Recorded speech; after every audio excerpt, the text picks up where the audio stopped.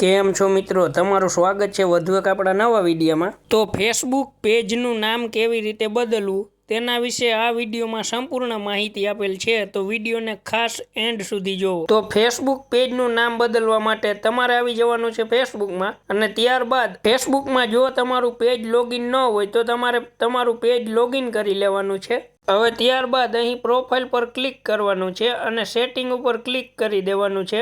હવે ત્યારબાદ થોડું કંઈ સ્ક્રોલ કરશો ને એટલે તમને પેજ સેટઅપ નામનું ઓપ્શન જોવા મળશે। પેજ સેટઅપના ઓપ્શન પર ક્લિક કરવાનું છે અને અહીં નામ પર ક્લિક કરી દેવાનું છે। હવે મિત્રો અહીં લખેલું છે, જે તમે વાંચી શકો છો, કે તમે પેજનું નામ એકવાર બદલશો ને પછી તમે 60 દિવસ સુધી પેજનું નામ બદલી શકતા નથી। 60 દિવસ પછી તમે પેજનું નામ ફરી બદલી શકો છો, એ વાતની ખાસ ધ્યાન રાખવી। એકવાર ફેસબુક પેજનું નામ બદલશો પછી 60 દિવસ એટલે કે 2 મહિના સુધી તમે પેજનું નામ બદલી શકતા નથી। ત્યારબાદ અહીં નેમ લખેલું છે ત્યાં ક્લિક કરી અને જે તમારું હાલનું ફેસબુક પેજનું નામ છે તેને તમારે ક્લિયર કરી દેવાનું છે।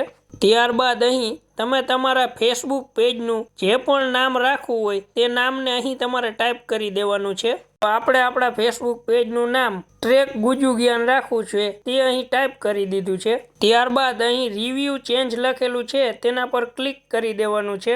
હવે જેવું જ તમે રિવ્યુ ચેન્જ ઉપર ક્લિક કરશો ને એટલે અહીં ઉપર કરંટ પેજ નામ એટલે કે જે પણ તમારે અત્યારે હાલનું ફેસબુક પેજનું નામ છે ને તે લખેલું હશે, અને નીચે ન્યૂ પેજ નેમ કરી અને જે પણ તમારે અત્યારે ફેસબુક પેજનું નામ રાખવું છે ને તે લખેલું હશે। ત્યારબાદ અહીં સબમિટ ટુ અપ્રુવલ ઉપર ક્લિક કરી દેવાનું છે।